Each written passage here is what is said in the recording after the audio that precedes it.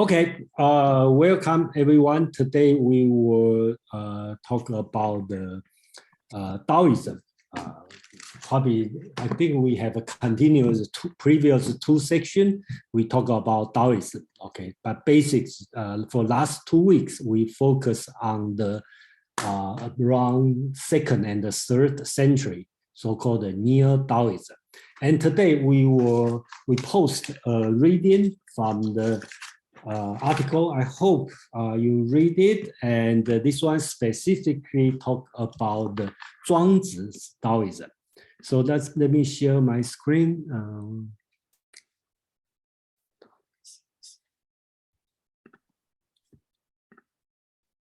Okay, so that's our schedule. Today we for last 2 weeks we talk about Near Taoism. And today we have a reading, and the Professor Tao Jian. He is an expert specialized in the Buddhism philosophy, but I think he's writing on Taoism, personal freedom. It's a specific, very interesting, and then that's why we are going to go through this one. And for those who have no background on Chinese philosophy or have no idea about Taoism, and I will provide a quick review. And if you have a question, just raise your hand, and we will make sure click. It's not required to have a prior background to understand. That's my purpose. So I hope everyone should be able to understand. Okay, so today we talk about personal freedom, and according to the author, and I also agree, personal freedom is not being focused in the Chinese history, and I think that's the purpose Professor Tao Jian is going to talk about in today's subject. So before we start, let's go through the history, all the Chinese philosophy. Basics in just like Indian have 6 Indian philosophy group, and in Chinese we also have the 6 so-called 6 famous school. So 6 famous school is Ru, or you want to call Confucianism, legalism, and Taoism, Moism, and school of names, and the Yin-Yang school. And then today, in general, we focus more on the Confucianism and the Taoism and the Moism. Okay, so you will see the line, and the Confucianism has been moved all the way through even today, and then next month, after we introduce Buddhism, we are going to talk about near Confucianism in the future, and the legalism and the Taoism. And the last 2 weeks, we talk about the near Taoism around the 2nd and the 3rd centuries. And then Taoism started with Lao Zi, okay, which is famous Dao De Jing. And another philosopher, Zhuang Zi, is the person we are going to introduce today. And you will start to see the difference. Even both Lao Zi and Zhuang Zi belong to the Taoism philosophy, but you will see their clear difference. And another philosopher is Moism, okay, which I will have a brief introduction on this, and school of names and the Yin-Yang school. So that's the 6 schools traditionally. So that's so-called the 6 famous school. So legalism, school of name, and the Yin-Yang school. These 3 philosophy is more kind of like legalism, kind of focus on the governing technique. It's less on the social philosophy. School of name more on the logic, dialectics. So, and the Yin-Yang school is based on the metaphysics and the divination. So we consider these 3 were more on the skill, technique, okay, based on the social philosophy. So when we talk about social philosophy, during the about the 200 BC or 300 BC, there's a 3 schools famous, popular. One is Confucianism. Okay, basics they are looking for is the orderly, well-ordered world. okay, which the author, Professor Tao Jian, calls the humanist. And the Moism basically is looking for or try to build a peaceful world. So they're famous on the unbiased, impartial love and against aggression. So the author, Professor Tao Jian, called it justice. Okay, so these two philosophers are kind of opposite, okay, but both popular. And the Taoism basically is going back to the nature. So they believe the least interference. That's the Taoism idea. Zhuangzi is a little bit different. Even he belonged to the Taoism philosophy, who is about 100 or 200 years later than Lao Tzu, and he kind of promote personal freedom and kind of a little bit different. And that's we are going to focus today for today's meetup. Okay, so let me go to this. Okay, so right now I'm going to quickly introduce, okay, the Confucianism and Taoism and the Moism. So for the person who don't have a background on Chinese philosophy, or you know, but you probably forget. So I'm going to give some idea of Confucius teaching. Okay, so most important, or you want to call it the trademark, is ren, which all these words are very difficult to find equivalent, comparable English word to translate. So I have to provide a few words to translate. None of them 100% correct, but it represents the meaning. So ren is the most important idea in Confucius teaching. In general, we translate as benevolence, humanity, or good-heartedness. Okay, so sometimes ren, this word also means the general virtue, general good, or highest good. That's in Confucius idea. Another word called li, okay, and this word I will translate, and most people translate as rituals, but it also means rights, propriety, decorum, okay, and sometimes also means ceremony, custom, courtesy, etiquette. That's all in the this word li. Another word called 君子, okay. Sometimes we translate as gentleman, but basically it means an exemplary person, superior person. You want to become a 君子, that's your role model. Okay, so you sometimes call it a nobleman, respectable man. And the opposite of 君子 is so-called small man. And small man doesn't mean a bad man. Okay, it's a bad guy. So no, it means you just a tool. So famous way to talk about 君子 is 君子 is not a vessel, because it's an overall good person. It's not like just skillful to doing one thing. It is his overall virtue of ren and li. Okay, it's a very vague concept, but if you read the Confucius analog, and you will see this word, constantly show up, and you will start to understand what's that mean. Okay, the author put a ritual in a very good description, so I quote here. I think it's a very good explanation of what's the meaning of ritual. So ritual was a system of rules, code, convention that regulated every aspect of human life in early China. I think even today, from sacred funeral rituals to mundane daily routine, from the solemn state ritual of sacrifice to heaven, to the ordinary person's interaction. Just like you say hello, you have to say goodbye, and this one, all this is considered as ritual or li. It will eventually become a marker that distinguishes civilized people and barbarians. So in ancient Chinese, when you distinguish what is civilized or barbarian, basically, if you follow rituals or follow li. Okay, so that's the Confucius teaching, or you call it Confucianism. Another philosophy, in the social philosophy, is Mo Zi, and we call it Moism. He is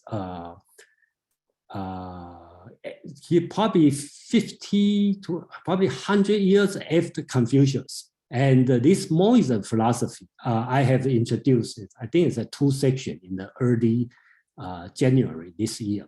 So basically, here's 10 themes. Okay, so you will see they are opposite to Confucius teaching. For these first two are the same, right? Elevating the worthy and agree with the superior, that's the same. But most important, he talked about the impartial love, or you want to call it universal love, which is different than Confucius teaching. Confucius is talking about love, but Confucius love is basics, has a gradient, right? You love your parents most, and the great, then you still love your neighbor. They still love your countrymen, but they have the gradient change, not like impartial. That's more is different. And the Moise also talk about against military aggression. So he want peaceful life. And another difference is frugality in expenditure and frugality in funeral. Confucius focus on funeral. Okay, funeral is very important, but Moise's teaching is more on like save money is more important. Music, Confucius will promote music because music is important. And the Moise kind of like against entertaining music because it's waste money. So that both are in the opposite side, but both are pursuing social philosophy. They are looking for a peaceful world and well-ordered world. So that's the two philosophy popular during that time. And another one, which is the oldest, is Taoism philosophy. The founder is the Lao Zi, and the book we read have only 500 characters. It's a Dao De Jing, and the key word they are teaching, he is teaching the Dao De Jing, is one is the Dao. Basics is the metaphysical concept. Talk about in general, we translate as the way, the first principle, the nature, or if you want to call it in the Greek Aristotelian term, is unmoved mover. Everything is from there. Another concept Dao De Jing is teaching is Wu Wei, which has a social aspect and individual aspect. So basics is talking about non-action, or you call doctrine of inaction. Basically talk about letting take their own course and according to nature. When I say nature, it could be the nature with capital N, the mother nature, or you want to do it as according to your own nature, human nature, your personal nature. Okay, Laissez-faire is another way to translate. And another key concept is Wu Wei is not violent, or you want to call it non-competition, which has a social meaning and also has an individual meaning. And another teaching is about, Jason? Hold on. Yeah. iPad 5 has their hand up. Do you want to take it now or later? Okay, let me give for five minutes. Okay, 1 minute. Thank you. Thank you for reminding me. Okay. Okay. So one thing I would like to mention, if you want to send message, please don't text me because during the meetup, because I don't have time to look at the message. So just raise your hand. So, okay, Pu is more on the individual side. So it's called simplicity or uncarved block. So far I finished the quick introduction of all these philosophers, and then so let's take who has sent up. This is Marika. I have a different computer. Oh, okay. Okay. Jason, I have a question about Mo Tzu, maybe Confucius yeah, too. Mo Tzu, yeah. How do they respond to violence? How do they respond to aggression? What do they say? Okay, So basically, yeah, you missed the early meetup on this one. Okay, basics, the way is they are not just say something. Okay, they did something. basics, they are technician, they are builder, they are carpenter. So Mozi, the teacher, the leader, will take the disciples, not only say, don't do this, don't do this. They really go to the country to help them defense and to meet the aggression country to convince them not attack another country. So that's what they are doing. Okay. So I hope I answer your question. Right? Yes, thank you. Okay, you're welcome. And when we have a chance, we will repeat this philosophy because they are not just talker, they do it. Okay. When they talk, so they have the two sides of philosophy. One is their technician. Okay, they talk about how to build the wall, how to build the ladder, how to build the defense equipment. And on the other side, they are very strong in logic, dialectic, okay, because they have to convince the military leaders not take action to attack other countries. Okay, so I hope everyone clear on that, and the purpose of this is not to go detail on every philosophy, but today I just like to set up the background so we have a general understanding of the background during this period of time. Okay. The author basically focus on Zhuangzi. Zhuangzi is, I think I have the information here, is around 369 and 286 BC. That's the warrior state. And then what we have is a book we also call Zhuangzi. And in general, we have the inner chapter, 7 book, and outer chapter, and the miscellaneous chapter. Usually, we believe the inner chapter here is written by Zhuangzi himself. Outer chapter in most likely being written by Zhuangzi's disciple. And the miscellaneous chapter, for sure, it's not written by Zhuangzi, and it's very possible being added in the later time. Okay, so that's general understanding of Zhuangzi. And then before we go to the text, the reading today, I think the author's conclusion is interesting. Okay, so I will show the conclusion first, and then we can go back to the reading. Okay. So the Professor Tao Jian talked about the Zhuangist, okay, regarded freedom as a private endeavor, not as a political institution or collective effort. Okay, so he considered this one is a private endeavor. Okay, and consequently, it was left to each person to cultivate a personal space in order to enjoy some degree of personal freedom within the life world, or stay out of it. It is a tragedy of historical proposition that Zhuangzi's approaches to freedom, especially in his imagination of personal freedom within the life world, will not factor into the way the state was conceived of or designed. So the Chinese government hardly consider the personal freedom is part of their consideration, both at the time and then was composed.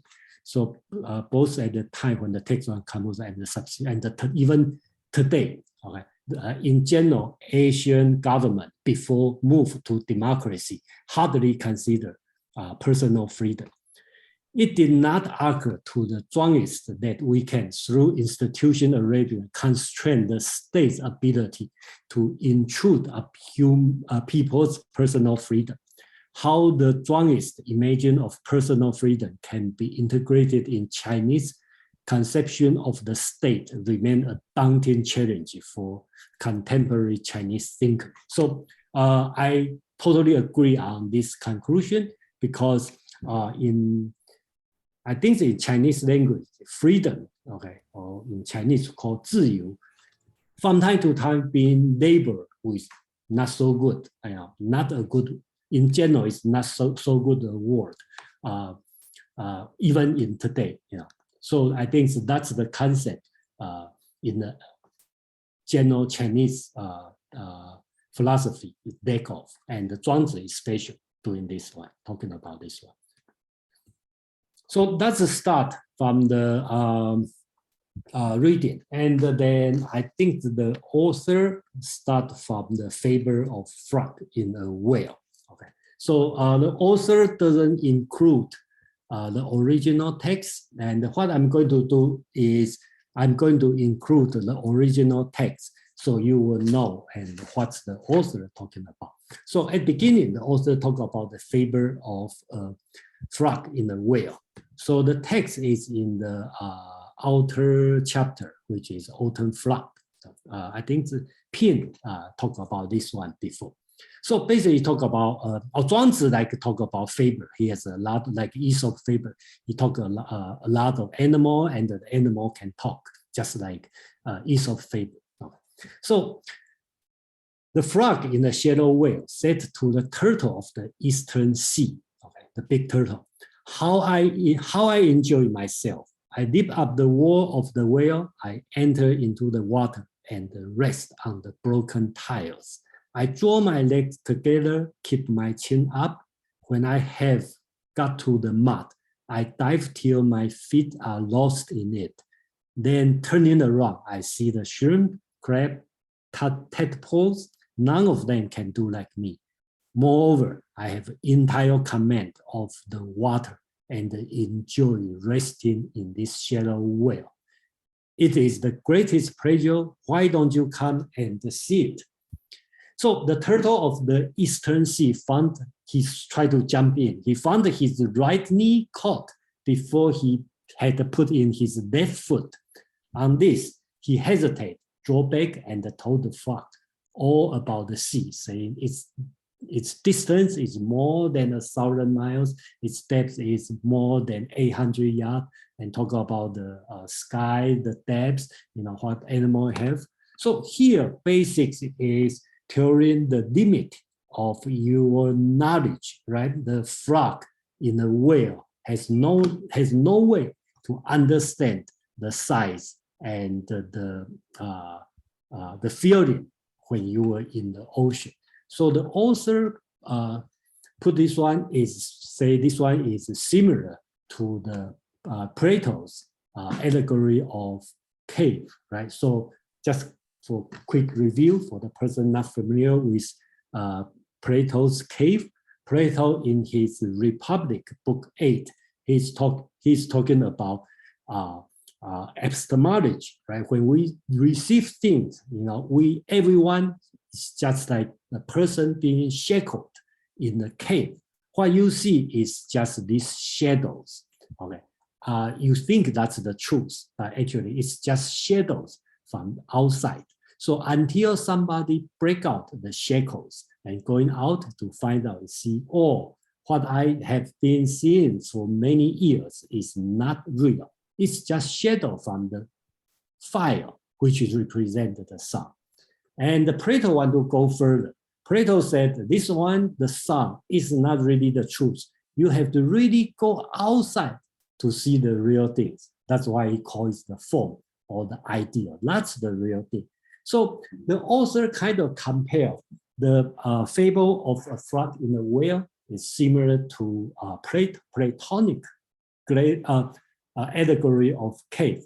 Basically, talk about our mind. We only been limited to what we have seen. You have to go outside. So I also quote from the same chapter in Zhuangzi, talking about the whale frog. He drew a very good conclusion on that. Zhuangzi said about this fable, he said a frog in a whale cannot be talked with about the sea. He is confined to the limits of his hole.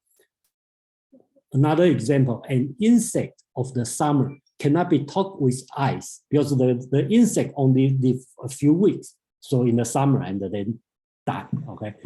It knows nothing beyond its own season. Then he drew the important conclusion. A scholar of limited view cannot be talked with about the Tao. He is bounded by the teaching which he has been received. He implied Confucian scholars, they only know all the moral teaching, social norms, and don't think about the Tao. So basics, the opening for the author is talking about our understanding has always been limited to your own environment. So this one will let me think about the Stephen Hawking. Right? So he's totally limited by his mobility. He said, although I cannot move and I have to speak through a computer, in my mind, I am free. So I think they are talking about the same concept, right? We should not be limited by our own environment.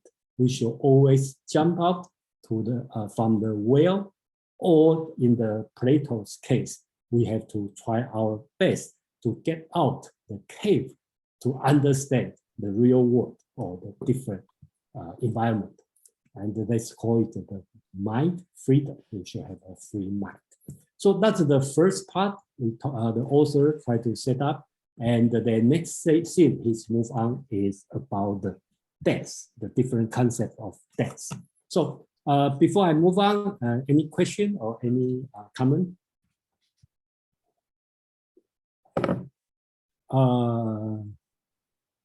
Phil, please. Yeah, I have a comment. It's like, and it regard to limited knowledge. And Plato's cave is kind of important in this comparison, because in Plato's cave, as he climbs out, there's an additional metaphor, the metaphor of the sun.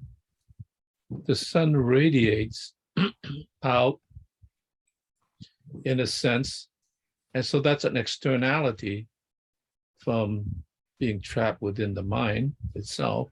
The mind sees something more.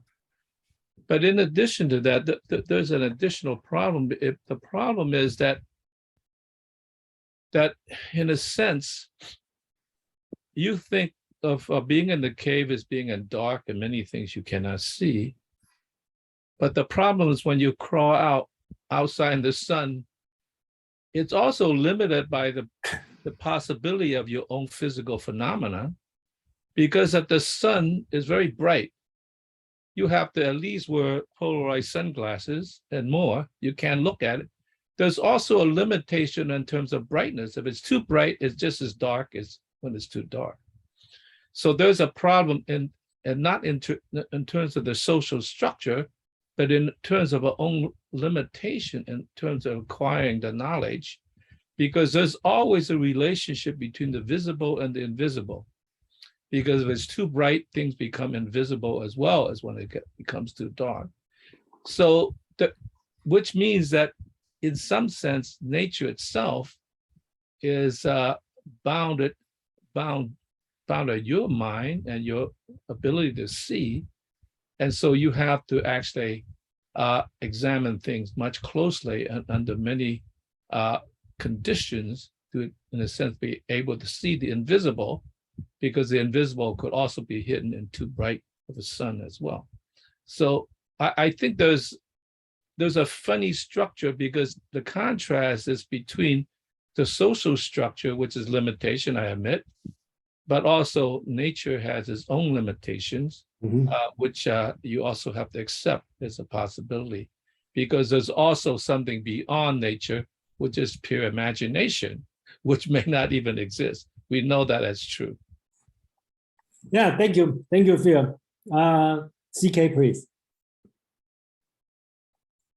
Yes, would like to follow on what is just said.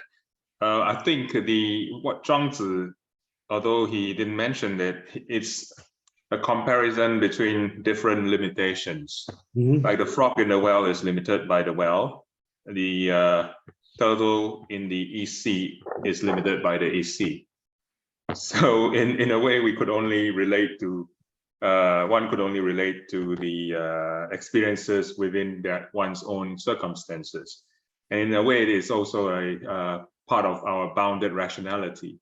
We can't, or even though we can claim that we try, it's extremely difficult to go beyond what we experience.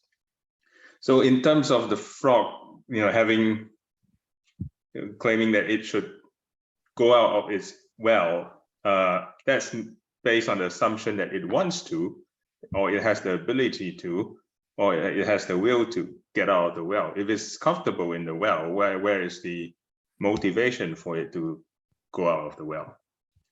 So that's that's what I think. The tortoise may be laughing at the frog, but the frog could in reverse be looking at the tortoise and say, hey, I'm comfortable in my own world, so you are comfortable in yours. So why would I want to exchange mine for yours? Yeah, thank you. Yeah, actually, that's a valid argument. And I think the difference between, that's my opinion, difference between Zhuangzi and Plato is Zhuangzi probably not encourage you to jump out and jump out the well, just like CK said, I'm comfortable here and I'm happy here. Why not? Same as they still have a limit, even you could live in the Great Sea, the turtle in the Eastern Sea, you still limited by the sea. So Plato will be different. Plato will always want you to look at the idea, the form, outside, beyond the current world. So I think that's a difference. We will see more the case on this one. So right now I'm going to deal with the death, and on the second part of the writing, and the author, Professor Tao Jian, is talking about Mr. Sanghu. Okay, in Chinese called Zhi Sanghu. Okay, it's from the inner chapter, the great master teacher. This one. So Mr. Sanghu died. Before he was buried, Confucius heard the event. So Mr. Sanghu, of course, it's not a real person, but here in the Zhuangzi story, assume Mr. Sanghu is a famous, worthy person. So Confucius heard of the event and sent Zhigong to go and see if he could render any assistance. Zhigong is Confucius' a good student. He is famous in the literature. He is good in the speaking, use good knowledge, and speak well. Okay, to see if he could render any assistance. One of his survivor, Mr. Sanghu's friend, had composed a song, and the other friend of Mr. Sanghu was playing lute. Lute is an ancient Chinese instrument. Then they sang together in union. What they sang is, come Sanghu, come Sanghu. You have been the true you. You are now being a true you, while we will still remain here as a man. Zhigong hastened forward to them and asked, is this according to Li? Is this according to ritual when you are singing next to a corpse? So the two men look at each other and laugh and say, what does this man know about the true meaning of Li? Okay, so Zhigong is a Confucius, a great student, and he see the people, singing next to a corpse and not sad, seems happy, and he asks, are you guys doing according to Li, according to ritual? And these two friends of Mr. Sanghu ask him, well, you don't know what's the meaning of Li, what's the meaning of ritual. Okay, so the story continues. Zhigong returned to Confucius and reported to Confucius, saying, what kind of people are they? They don't have any decorum of the behavior, treat the bones of their own body as external to themselves, sing with the corpse right next to them with no change in their facial expression. I don't know what to call them. So Confucius said, they are sort of who roam outside the life world. In the author, he called the Fang Wan, okay, the outside the life world. I am the kind of whom roam inside the life world, so-called Fang Nei, Fang Zhi Wai and Fang Zhi Nei. Outside and inside don't overlap. It was silly of me to send you to more. They, moreover, make men to be the fellow of the Creator. and seek their enjoyment in the formless condition of heaven and the earth. So here, the author and the Zhuangzi talking about the two different worlds, right? Mr. Sanghu and his friend, they are live outside the life world. Okay, so they use different kind of ritual. And the Confucius and the Zigong, they are inside the life world.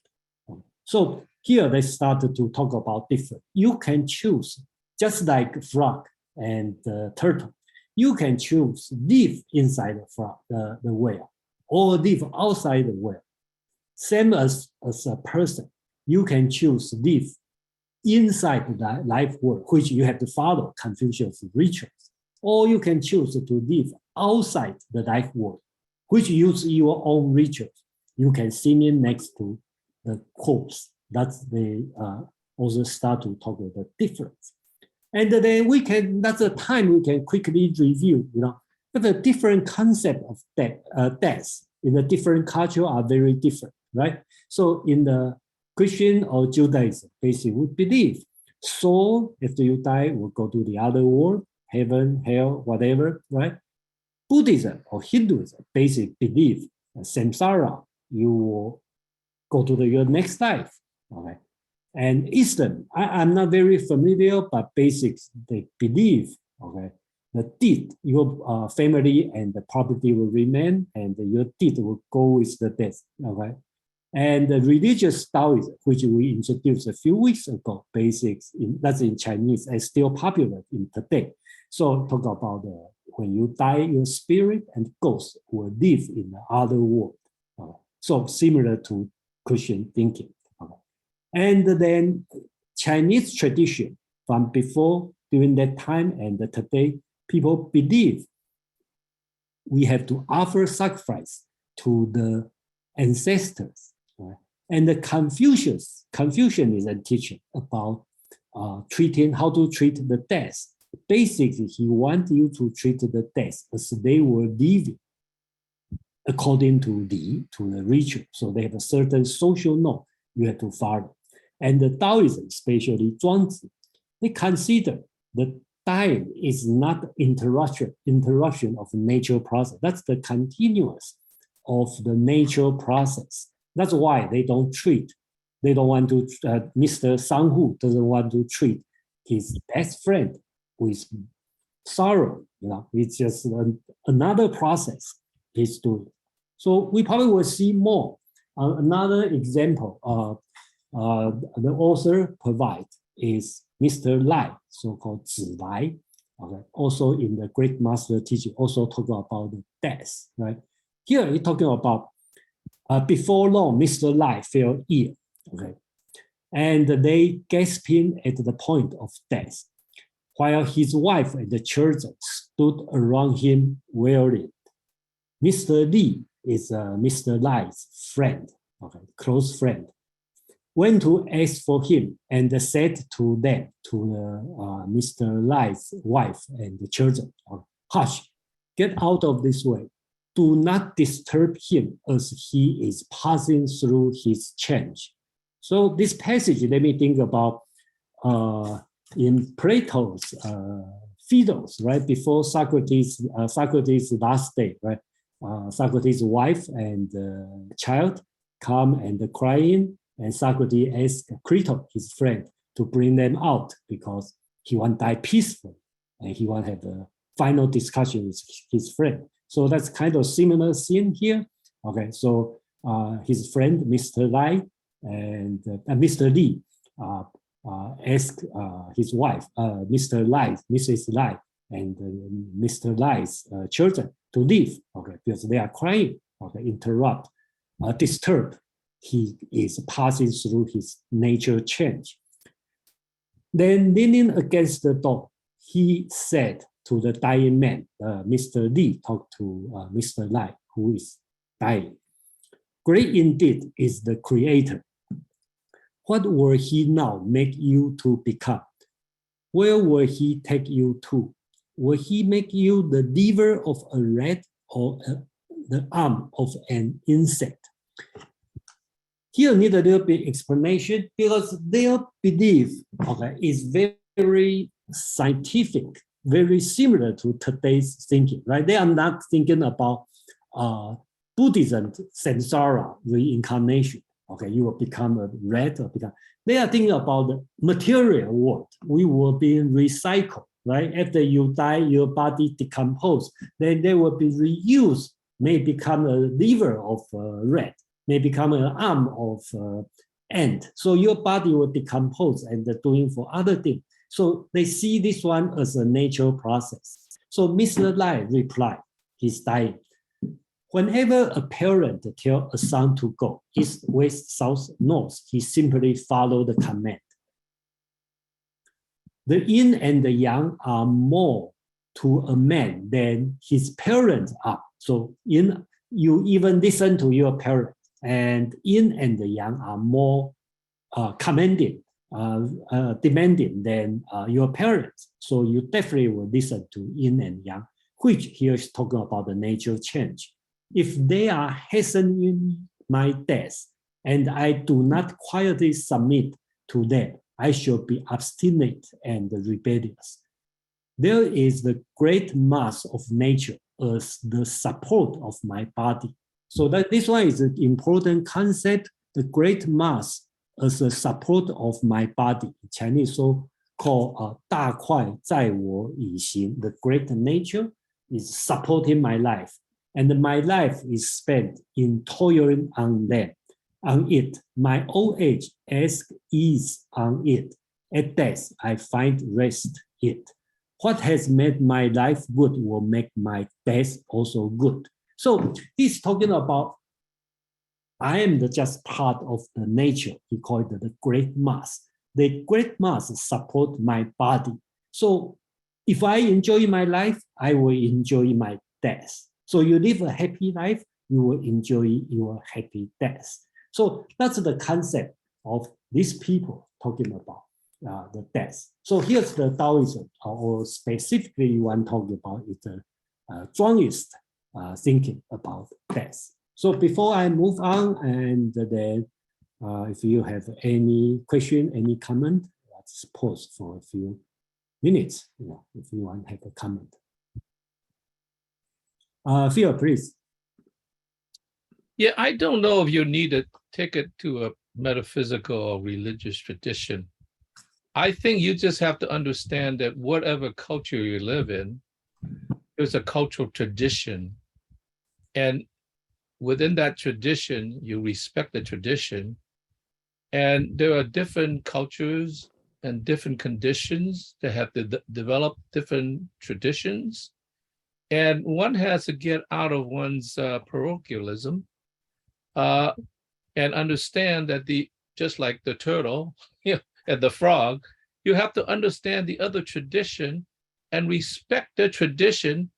Perhaps once you understand it more deeply, you could begin to criticize it because they might not be respecting death as they ought to, but you cannot criticize it without knowing, just in contrast to your tradition, because, like, for instance, in New Orleans, they play wonderful music to celebrate not even death, but the fact that the guy had lived a good life, and that's all. And so I think we just have to be more open to other traditions. Otherwise, we become parochial, and we begin to criticize and begin to colonialize those heathens who are misbehaving. Thank you, Phil. Let me ask you one question. Do you think we have the freedom to choose which tradition I want to use? I think that as the world gets more modern, I think you begin to be more diversified because you understand other traditions. And one would not go to Rome and not do what the Romans do. I mean, and so therefore, in a sense, yes, back in the old days, you are kind of trapped in your tradition because that's all you know. And anything else you think you know, they are the barbarians. So I think we are now more exposed to a more diverse understanding of such traditions. All right, thank you. I think that's what the Zhuangzi want to tell us. Mark, please. Yeah, thanks, Peter. Peter, I'd like to hear your answer to the question that you just asked about choice and tradition. You mean, sure, okay. Mark, you mean fear, right? Oh, you want me to No, answer? no, Peter. What Peter just asked you about. Oh, Peter, who's Peter? Okay, Oh, Jason, excuse me. Jason, I'm sorry. Jason. Oh, they talk about Peter. me. Okay. Jason, yeah. I agree. Jason, I I'm agree sorry. with fear. I agree with fear. Actually, you know, I will choose whatever I feel comfortable. You know, if Cool. Thank you. okay, so let's move on. No more hands up, right? Let me move on for the next one. Brian, I think. Brian, please, Brian. Is it Brian? You have a hands up? Yeah, sorry, I please. didn't hit the right button. I was struck when you had up the slide on concepts of death, Okay. which I thought was, by the way, this particular presentation I think has just been great, and the topics you've picked are wonderful. But this slide, one of the very good slides this session, is on concepts of death. The thing that struck me about it is that it seemed to me that some of the concepts or attitudes toward death are not really don't completely address the issues raised by death. Like the Confucian one, you said that it's important to follow the ritual. Mm-hmm. And you've also told me in the past to respect your elders for 3 years. I mean, I guess abstain from certain acts and to engage in certain rituals for 3 years after their death. Mm-hmm.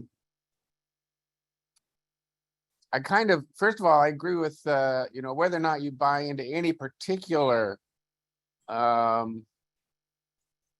understanding of death or cultural tradition regarding it. I think it's always refreshing to see them all. It's kind of, I feel, for me, it's kind of liberating. But in particular regards these 6 concepts you gave me, I actually found it very good. That I thought some of these summaries you made really presented an incomplete address to the issues raised by death. And my question is it the summary that you gave, or is it the tradition that you're outlining? For example, the Confucian, even though we've been through it. Yeah, I would say Confucius never, he on purposely reject to answer the question of after death. Okay, and then his point, he's very practical. His point is we don't know, and that we just treat as they are living to complete his life. I think that's the philosophy behind it. The person you was born, you were being taken care of your parents, right? You from the first day you were born, somebody taking care of you. Then live through your life until you die, and your life haven't finished yet. Your children, basically talk about son, have to complete your life for you for another 3 years. That's what he said, and that's complete. How about after that? I kind of follow the Chinese tradition. Become the ancestor, you have some ritual to worship, blah, blah, blah. So that's Confucius thinking on this. Yeah. Thank you. We have a CK and the Mark. CK, please. I think one other note about Confucius. I think Confucius is as mentioned, is a very practical man, Yeah. or was a very practical man. He has not a lot to say about death, because he said if you don't really know how to live, don't discuss death, right? And Yeah. then he has a very tolerant attitude to many different ideas and concepts. He said, I will, you know, I take note of these concepts, but I won't discuss them. Yeah. So in Chinese, it's called 存而不论, right? So he has he's tolerant, but he allows these different concepts and ideas to exist. But he may or may not discuss them. Yeah. All right. Thank you, CK. Mark, please. Yeah. So Jason, I'd like to hear specific. I'm going to express my opinion, but I'm really uncertain about it, and I'd like to hear what you think about it, Jason. Well, So my I think opinion about that. no, about what I'm about to say. Huh? So I'm going to characterize this question of the completeness of Confucianism on death Huh? from my understanding of Confucianism, which is very weak. So I'm probably going to say things that are wrong, or that at least Jason, you don't agree with. So I'd like to hear what you have to say about it after I'm done. So to me, it's only incomplete from kind of the Christian standpoint, where the focus on the emphasis on death is like the afterlife and what happens to me. Am I punished or am I rewarded? That's the way, if you grew up in a Christian culture, that's kind of like the dominant way of thinking about death. And in religion, the dominant way of thinking about a human being's relationship to reality is your relationship to God. But my understanding, Confucianism is not like that. Confucianism is focused on the welfare of society as a whole. So what happens to the individual after death is not really the important question. The important question is what happens to the society via the way that death is handled. How does it enhance like social harmony and social stability? So it's only incomplete if you're used to looking at it through this one lens. What's going to happen to me when I die? But if you're used to looking at it from like a more social lens of what happens to social harmony, what happens to the good of society, it doesn't seem incomplete. This question about like, is there an afterlife or not? That's not an important question. That's the way I think about it. But I want to hear what Jason. Well, I agree with you. Nothing I disagree. Phil, please. Yeah, I actually will lodge a friendly criticism of Confucianism in this sense. It seems like the way he's treating it, that life is actually very transactional. You owe this to your parents. Their parents owe this to you. You owe this to your government. Your government owe this to you. So it's a transactional relationship. And to me, the most benevolent person is beyond transactionality. It's actually a virtue to go beyond that and just do it for the goodness of goodness. And so I will say that that's a limited criticism, because I know he's concerned with the knitting together the constellation of the society as such. And so maybe that's important to understand his position in relationship to my criticism. Okay, thank you. Alex, please. Yeah, I want to extend on the social effect of the rituals established by Confucius, because what really happens is that a lot of people back then could not afford such elaborate funerals. They often have to borrow money. They have to stop working. They have to stop everything, drop everything, and to carry out these rituals that are just to glorify, the family's passing. And so, the period of mourning is carried out in these rituals, but they're so rigid that you're expressing, but it's at the same time not really expressing. You're expressing in a way Confucius tells you to, and to the point, as history goes on, to the point where people, they would sell, they were in order to borrow money, they would even become slaves or servants to other people in order to conjure up money just to bury. This is a very common theme to get money, to bury their parents. And it's very sad that that the society is so consumed by this idea of ritual, and that if they don't get this ritual, they'll be so condemned. They'll be so embarrassed in the society. People would think that they're bad, kids. And also the other one is as well as from a woman's point of view, a lot of women, when their husband, in ancient time, they die, and it would be an honor if you also die with your husband, even though you're alive. So it's a 贞洁坊, right? So no, it's not that means you die. You have to keep virgin. Yeah, yeah. So it's a very I understand where Confucius is coming from, but the social impact, that's what Mark was talking about, the social impact, the practical aspect of his idea, nevertheless has a lot of it's very damaging. Okay. Thank you, Alex. Yeah, and then that's the part I plan to talk about in like next month or 2 months when we finish the Buddhism and the Tang Dynasty. Then I will move to the Song Dynasty, talking about the Neo-Confucianism. And what you describe most likely happened. For example, the concept of not remarry for the widow, and the basic stuff from the Neo-Confucianism.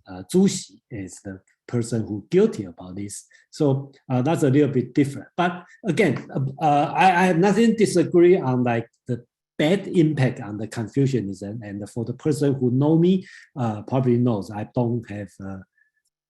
I appreciate Confucius as a person, but not really on the teaching itself that much. So about the funeral, that's why one of the popular Moism I show this one. One of the things he's talk about frugality in funeral.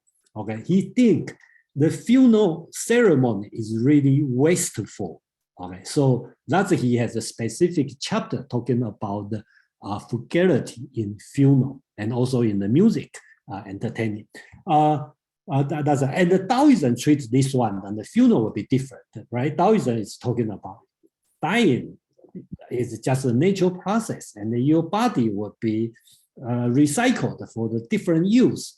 And then if you live a happy life, then that's the nature treat you well. And of course, after you die, the nature will treat you well when you dead. So that's no difference. That's the Taoism thinking. Joe, please. Yeah, I mean, first of all, thank you very much, Jason, for putting this together. As always, it's excellent. I really enjoyed the article itself. Just a really quick point of clarification, like a lot of, and I have actually gained a little bit more of an appreciation for ritual actually going through the Analects. Okay. I will say that. But wasn't a lot of, I do think it goes too far with Confucianism. And how it regulates everyday life. And as Phil pointed out, the transactional nature of it kind of, I think, undermines society in a way. But wasn't part of this whole entire, like his focus on rituals to bring order because there was warring states at that particular moment in time. So like it was kind of bringing order to a more of a chaotic time and a period. So the degree of ritual or the of the rules that he imposed was part of it was just to bring peace, was it not? Yeah, I think part of bring peace, and from time to time we talk about funeral or ritual, right? We think about like it's expensive. You do something just like Alex said, oh, the poor people cannot do it. But when Confucius time, he is assistant or he's low-ranking aristocrat, and he has from time to time he has seen people in the, especially in his own home country, the powerful minister, they do funeral or something they overexpend. So in another way, he wants the people to cut expense, don't do it too much. So his idea is to the common people may say, oh, follow your ritual will spend too much money. But for the noble family, Confucius wanted to save money to do the ritual because according to ritual, you are not emperor, you are in this level. You only can, for example, the dance, you only can do 4x4 dance, not 8x8 dance, right? So that's another side of that. From time to time, we forget about, during his time, what he's talking about.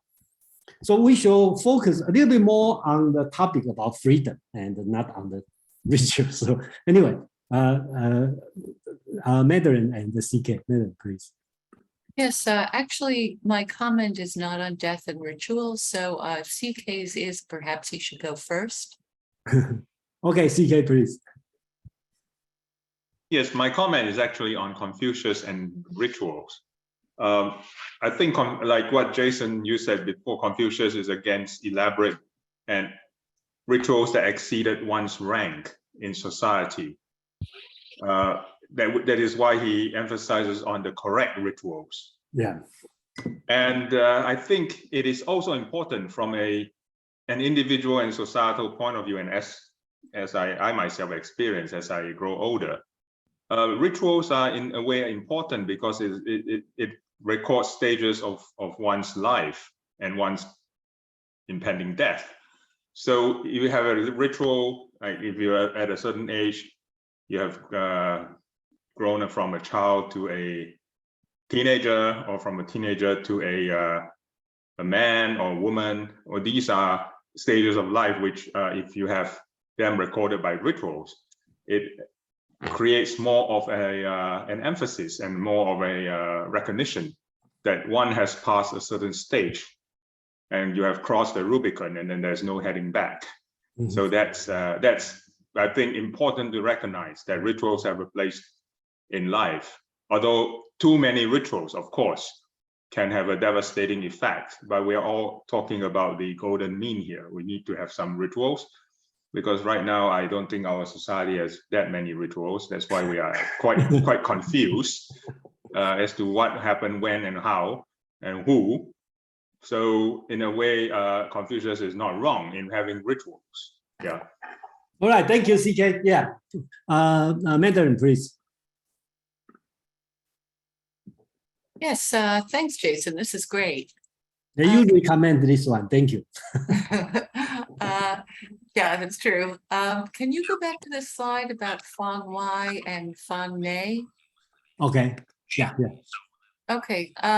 So this seemed to me to be the essence of the paper. Yes.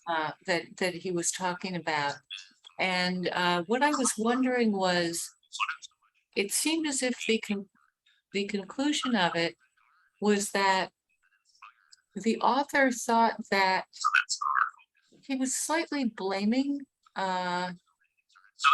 Zhuangzi in some way, because he had not introduced Fang Nei into the sorry, he had not introduced the outside the life world into the inside the life world. And I didn't really see how Zhuangzi could do that. It's sort of like blaming the sea turtle for not introducing the ocean into the world of the well. I think that the author complained about the Zhuangzi not bring this one to the institution. That's what I read. Yeah. Yeah, so, but he was outside the institutions. How could he bring it in? I mean, well, I think he talked about. He could have brought it in. Probably we read it differently. I thought that he talked about, instead he talked about the government, and which is control the Fang Nei, which control the life world, right? So I don't see the author talking about bring the Fang Wai to Fang Nei he's talking about Zhuangzi or the future. He doesn't say Zhuangzi, he say Zhuangist, the first person who believe Zhuangzi doesn't move this to the government level. So that's why I introduced last 2 weeks. I talked about the sage of the 7 sages of the bamboo grove, because I see that's a good movement, a social movement, actually could shake the Chinese government, but it didn't happen. That's my understanding. So when I read John Stuart Mill's on liberty, I feel touched, because John Stuart Mill will talk about this one to the government, say give people freedom, respect the individuality, right? Let the heresy speech free, okay? So they will benefit our world. But unfortunately, in Chinese Zhuangist, even the truly believe the Zhuangzi person doesn't do this way, and nobody talk to government to say, give us freedom. I think that's what author is talking about. I'm not sure you agree or not. At least I read in this way. You agree? Okay, great. Okay, let's move on to the next story. Actually, it's really I haven't read at beginning. We introduced Zhuangzi, this book a lot. Since I move on to the later part of the Chinese history, I kind of forget how fun or how interesting Zhuangzi writing. Until I prepare this one, I start to see, I should read. There's so many stories we can talk about, and in the Zhuangzi, full of stories. So here, the author then brings a full story, but I just introduced the story on this one, so-called the Old Fisherman. That's in the miscellaneous chapter, which for sure is not written by Zhuangzi, probably they added later time. So the story is a little bit long, but let me give the background. They talk about Confucius and the Zilu and the Zigong. That Zilu is kind of his bodyguard, and Zigong is his, another good student. Okay, they have the tour in the woods, and they sit down, singing and reading, and then have an old stranger in the book called Stranger. Actually, it's an old fisherman come and ask Zilu and Zigong, who is this guy? Confucius. He said, oh, he's the master, our master. He is the master about the ritual, blah, blah, blah, blah, blah. Okay, then the old man here, he calls stranger. Till Confucius, something called genuineness. Okay, 真 in Chinese. Okay, so Confucius asks, what is genuineness? Okay, the stranger said, okay, that's his teaching to Confucius. A man's genuineness is pure sincerity in its highest degree. Without this pure sincerity, one cannot move others. Hence, if one only forces himself to wail, however sadly he may do so, it is not real sorrow. If he forces himself to be angry, however he may seem to be severe, he shows no power. If he forces himself to show affection, however he might smile, he shows no amiability. Genuine grief without a song is already sorrowful. Genuine anger without any demonstration already powerful. Genuine affection without a smile already amiable. Given this genuineness within, it exercises a spiritual efficacy without. And this is why we count it so valuable. So Confucius keep teaching about rituals, okay, the outside. This old man, the old fisherman, talk about genuineness. You only use genuineness, okay, can move people, not ritual, okay. So he continued, genuineness is used in human relationship. In the service of parent is love and fidelity, 孝. That's Confucius keep teaching, right? Okay, not based on ritual, on your true heart of your call, on your true heart. In the service of ruler, it is loyalty and integrity. In festival drinking, okay, it means social event, it's a present and enjoyment. The social event should be present enjoyment, not ritual. In the funeral service, it is sadness and sorrow. The ritual are prescribed for the practice of common people.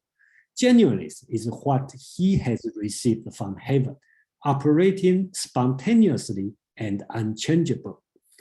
Therefore, the sages follow the heaven and value genuineness without submitting to the restriction of custom. Okay, so right now, the author, the teaching start to move from the Fang Wai, which is outside the life world, to the inside the life world. Even you are inside the life world, you don't have to follow the ritual. The stupid do the opposites. They are unable to follow the heaven and are influenced by other men. they do not know how to value genuineness, but are under the dominion of ordinary thing and change according to custom, always consequently incomplete.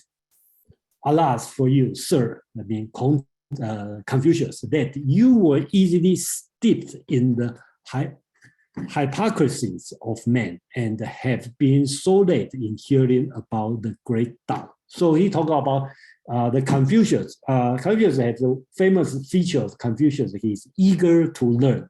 And this old fishman tells Confucius, your problem is too eager to learn. You learn too much. So you become a hypocrisy of men.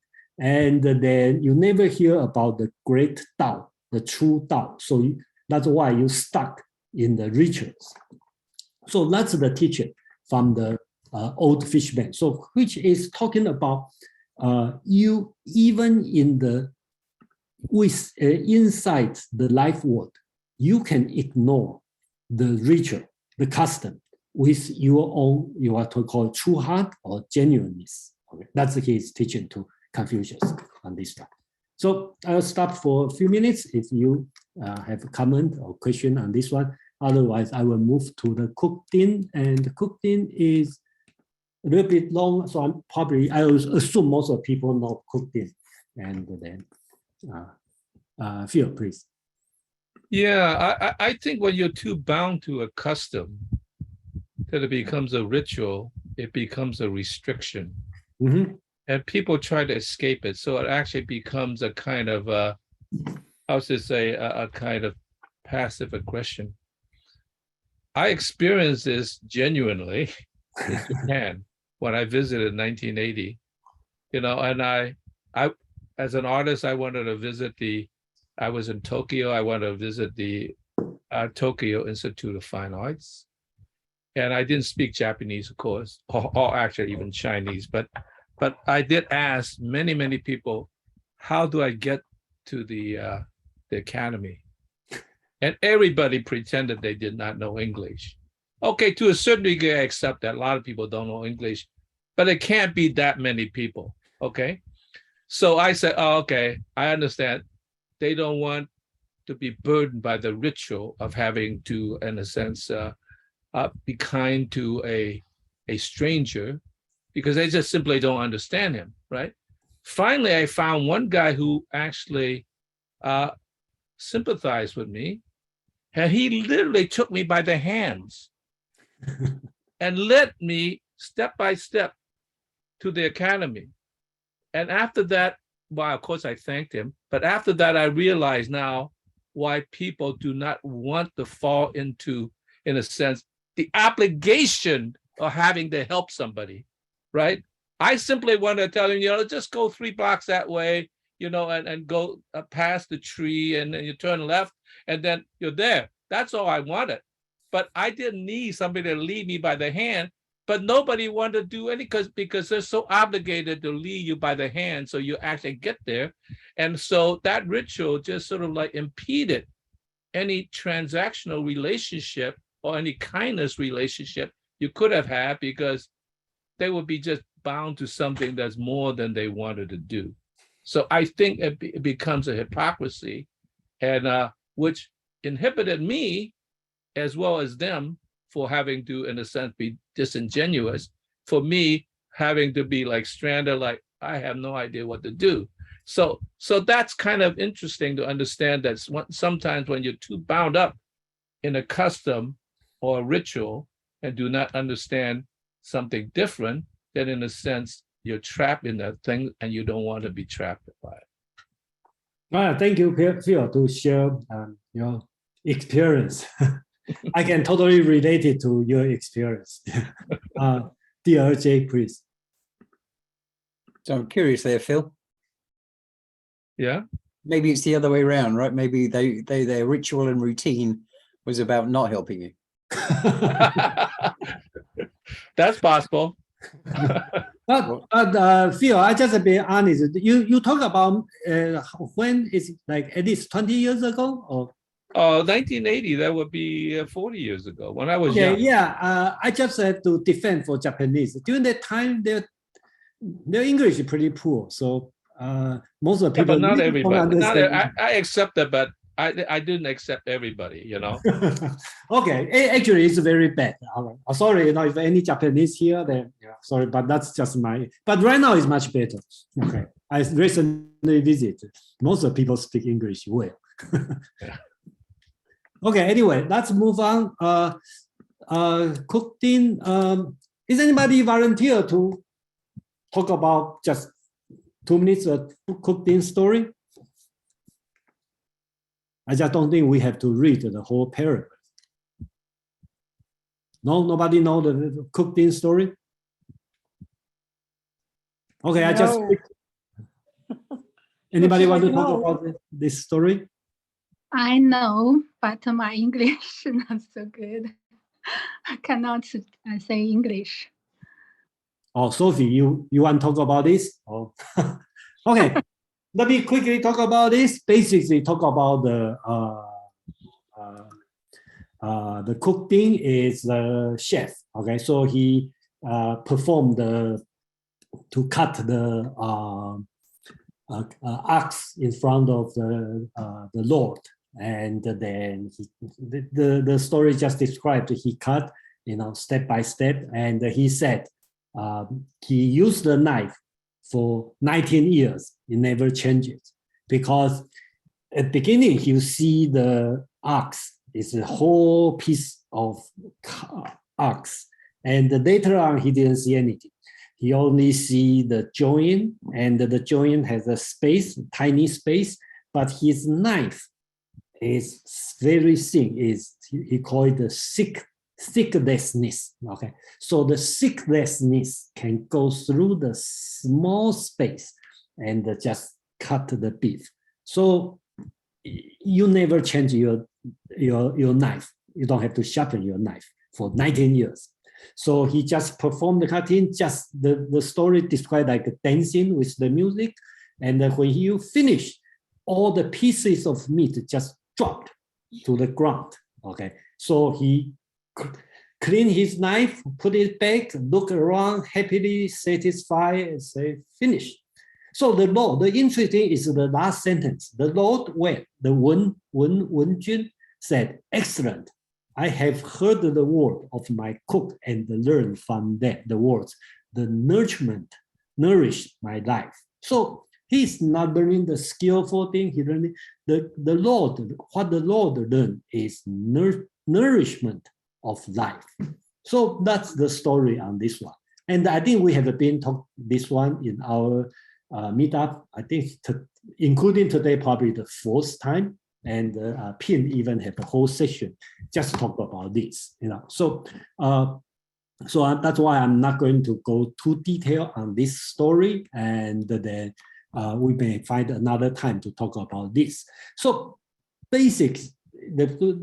Here, we learn from the Tao of the Zhuangzi. It refers to the undifferentiated reality that is original. That's the Tao Te Ching. When Lao Tzu talk about Tao Te Ching, that's he talking about Tao. Another aspect of Tao is portrays astonishing effective way to conduct particular activity, whether governance or professional craft, and even the activity such as sect. Okay, yeah. So there's another section in the Zhuangzi even talk about the robber, the theft, even have their own Tao. So here you can look at it as a skillful Tao, which is cooked in. He can skillfully cut the ox. And another thing also hint a majestic and mysterious illusion of the super agent behind the extraordinary nature fits and the ultimate source of authenticity and efficacy, which is the mystical Tao. So that's the Lord, Wen Hui, the Lord who observes the skillful Tao and learn the nourishment of life. That's what this story telling about. So before I move on to another story, anybody want to? I just want to make sure everybody clear on this story and what's the story teach. I'm thinking that George Lucas had read that. It seems like the Tao is the force, and Luke has got. Oh, I okay. think I know where he got it from. Now it all becomes clear. Okay. Did you learn how to nourish your life from this story? Me? Oh God, no. I don't have the force. I think that here he learned. Okay, that's the point he learned is you should fight this resistance when you go through your life. So you look at the ox as the life world, right? And you consider the knife. Okay, the life goes through just like you live through this life. You should find the space to through this, and you can still perform your function. Unlike the regular chef, you cut through the bones, through the tendon, right? It's hard working. But if like cooked in, he look at this world, which is a cow, an ox, right? So you go through, you think about the knife. He called it the cook, the cook qua chef, the cook qua blade, right? You go through this one, just go through this world with this resistance, and you still can do your job without damaging yourself. That's how the Lord learned to nourish your life, because you have to avoid the resistance, go through the space. I think that's how, and in this article, the author want to talk about is you so-called you move your blade and still have enough space. Okay, and that's how you need a skillful Tao, and then you have a fully understand, and you can go through your life smoothly and without face any resistance. And that's the freedom he's talking about. Brian or Penny, please.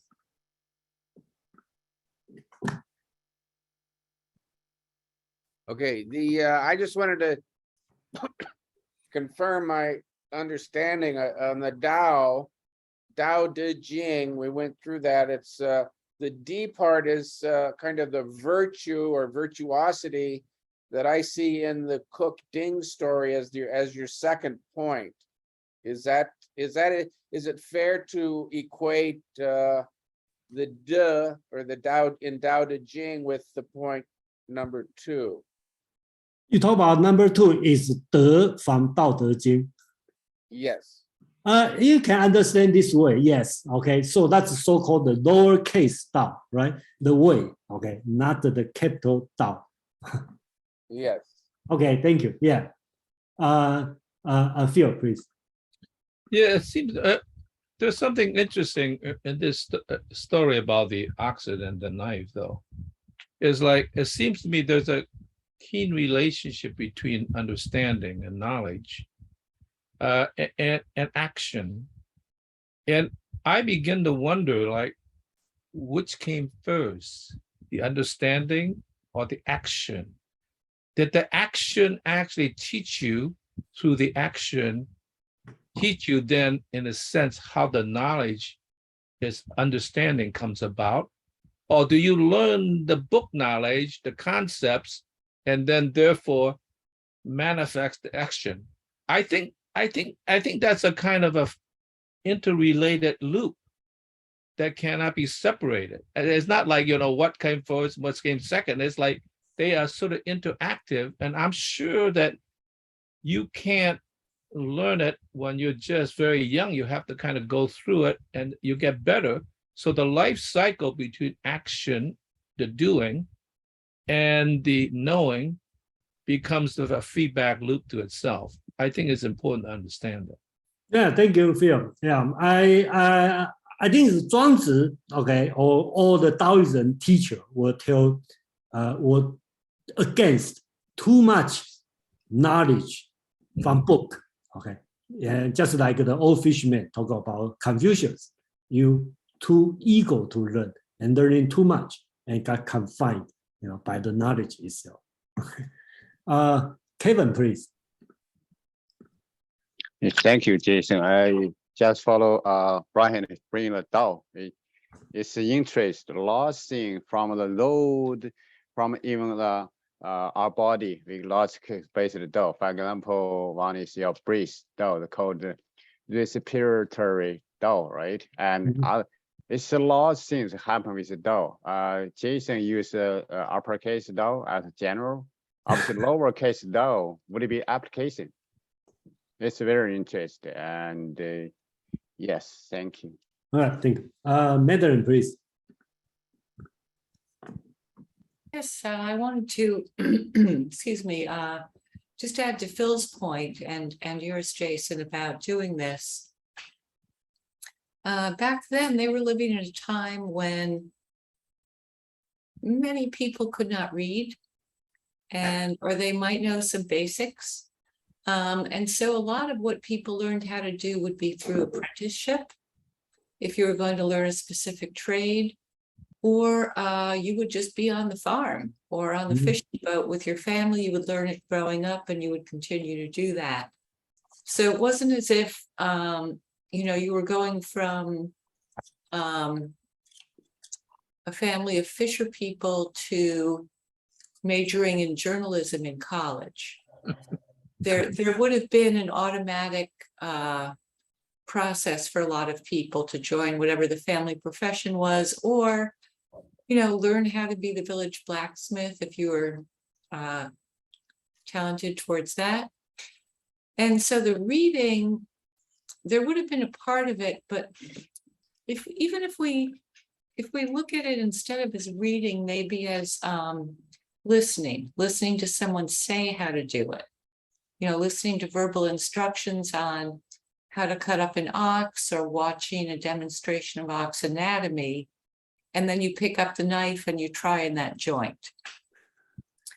So I think I agree with Phil. It was an iterative process. Probably not much reading involved for most of the people of the time.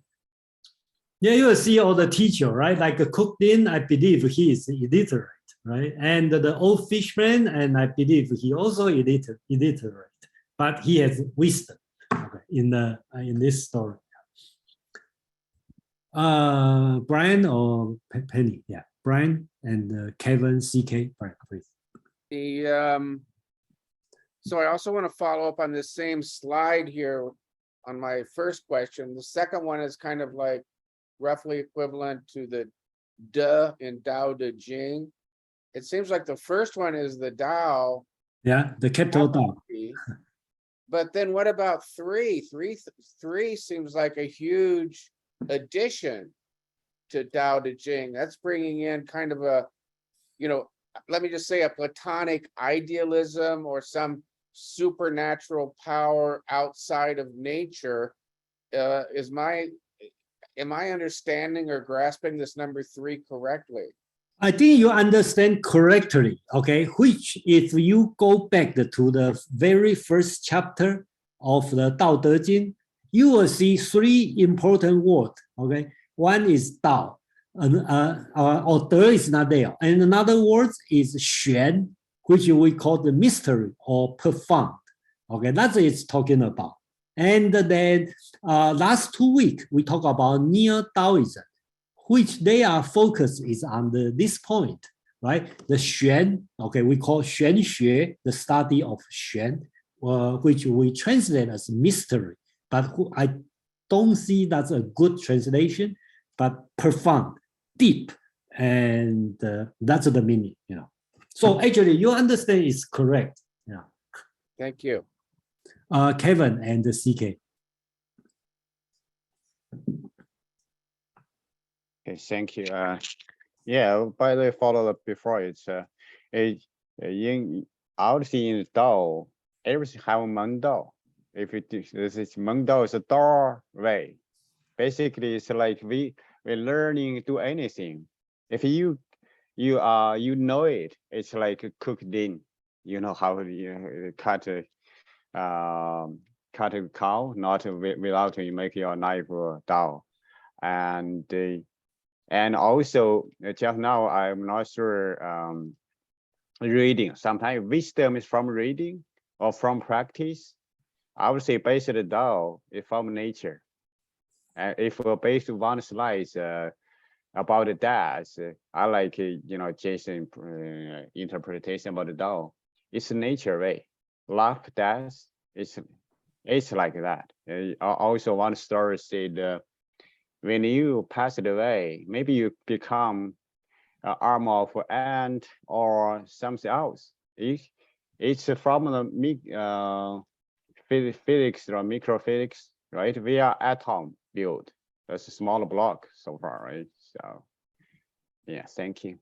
All right, thank you, Kevin, CK, and Alex. Then I have to move on. So, Yeah. CK, please. Jason, I have actually 4 things to say. I mean, the first one is Dao De Jing. Have you heard that it is also called De Dao Jing before? Yeah, I know that. You have, okay. Then the second thing is, according to this first definition, the origin of the universe, may it also be described as the law of nature or natural law. Well, the law of nature and the natural law are 2 different concepts, I understand. But Tao could be all-encompassing in that. Anyway, that's something to think about. And the second part is the one with Bao Ding Jian is called skillful Tao. I would like to say that it could also be the stage whereby one attains one's craft that one could execute with consummate skill.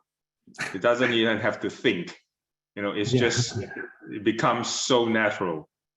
And the last one is probably the metaphysical, the third part, metaphysical part of it, where this is a beginning and the end all, which is the mystical Tao, I think is what they're referring to. Yeah. All right, thank you, CK. Alex, you want to say something, please? I just have a question, because I thought we were reading about the article or the essay. Yeah. So are we gonna eventually go back to the article or not? We are in the article. I think all this one is from the article. I just put the background on there because the author only talked about the story, but not quote the original. Yes, and he made some assumptions about these stories that are very so what assumption can you share on this story? He says he does not think Zhuangzi satisfactorily solved the tension between these 2 kinds of freedom, the Fang Wai and Fang Nei. And when I read it, not knowing that he's a scholar, the writer, I thought it was not a very correct comment. Okay. because I read another scholar. I just happened to have a book about this Hong Kong scholar. His name is Luo Yuming. I don't know if you know him, but he's a pretty famous Hong Kong who wrote about Lao Tzu and Zhuangzi, also their view on politics. So if we're gonna come back later, then I think I would share my opinion. Okay, that'd be great. I don't think the author here, Professor Tao Jian, is talking about politics. He talk about freedom. He talk about Zhuangzi is talking about the blade. It's just like people moving in the arcs, the space. That's the freedom you should have in the Bible. I believe later on he made a final assumption that they were not in the first slide that you have, that Zhuangzi is not able to integrate into the Chinese politics. Yes, he talked about it. Right. So that I thought he was using Butcher Ding's story and the arcs as how one navigates through the world or politics. Yeah. Okay. Yeah. Okay. Thank you. Okay, another story after story. So he talked about, just for Alex, he talked about roaming inside the king's cage, right? So he didn't quote anything. And then that's I bring up the story. So you will know broader background of what this language coming from. So roaming inside, so the best way is after today's, and I would suggest you can read again and you probably would know the story, what he meant better, because I provide the, apparently Professor Tao Jian are familiar with all this story. That's why he can easily quote all this. And most of them, he didn't say detail on Yeah, sorry. What I meant is I understand everything he said. It's just I kind of disagree. That's all. Okay. Okay. That's another thing we can talk about it. And actually, I agree with him. And I agree. I think the okay. But anyway, roaming inside King's cage. The story is this: in the human world. Hold on, just 1 minute. Okay, yeah. So here is talking about the story is this. It's from the 人世间, okay, they call in the human world. Okay, Yan Hui is Confucius' best, smartest student. So he learned from Confucius. He knows the state of Wei is ruled by a tyrant. A lot of people die. So according to Confucius' teaching, Yan Hui decides to visit the tyrant and teach him about Ren, which is benevolence, Confucius' teaching. So potentially he can save a lot of people from the state of Wei. Okay, that's his plan to go. And then they have the conversation. Confucius say, how are you going to do it? And Yan Hui say, I'm going to teach him all this teaching you told me, and blah, blah, blah. Then Confucius says, that's dangerous. And then Yan Hui say, I can go no further, the state of Wei. Okay. And can you give me a method? He needed advice. Confucius, in this story, Confucius become a Taoism expert. Okay. So you have to switch your thinking a little bit here. So Confucius said, Yan Hui asked, what can I do before I go there? Confucius said, it is fasting. Okay. So you need to fast. Okay. And as I will tell you, but when you have the method, will you find it easy to practice it? If you think it's easy, you may not follow the law of heaven. So Yan Hui said, my family is poor. Yan Hui is famous for very poor. He only had 1 cup of soup and 1 bowl of rice, porridge every day. Okay. So Yan Hui said, my family is poor. For months together, we have no drink, nor do we taste any meat. Can this be regarded as fasting? Confucius said, it is the fasting for sacrificing, but it is not fasting of the mind. Confucius is talking about 心斋, the fasting of the mind. So Yan Hui, of course, doesn't understand. Can I ask what that fasting of mind is? So Confucius said, okay, that's a long description. I just make it short. Okay, Confucius said, okay, well, the proper method is there is a freedom from all preoccupation. He called Xu, and he has explanation. Okay, such freedom is the fasting of the mind. So that's why he said you should be free from all preoccupation. So you can enter the tyrannical state and roam inside the cage and not feel the tyrant's reputation. Okay, if he listen to you, the tyrant, your counsel, let him hear your notes. If he will not listen, be silent. That's the way you can free from the tyrant. You can roam in free inside the tyrant's cage. Okay, so that's Confucius is teaching, free from preoccupation. So I'm going to continue on the last story, which is talking about the tortoise in the mud. This story is simple. Okay, so Zhuangzi was fishing in the river Pu, that's a river, when the king of Chu, a powerful state, sent 2 officers to him with the message, I wish to trouble you with the charge of all within my territory. You want Zhuangzi to be the prime minister, something like this. Zhuangzi kept on holding his rod without looking around and said, I have heard that in Chu there is a spirit like tortoise shell.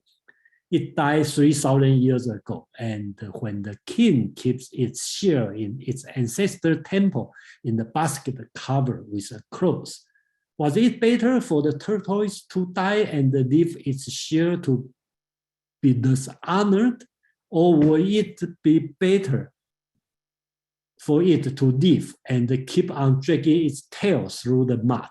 The 2 officers said it would have been better for it to live and draw its tail after it over the mud. Zhuangzi said, "Go your way.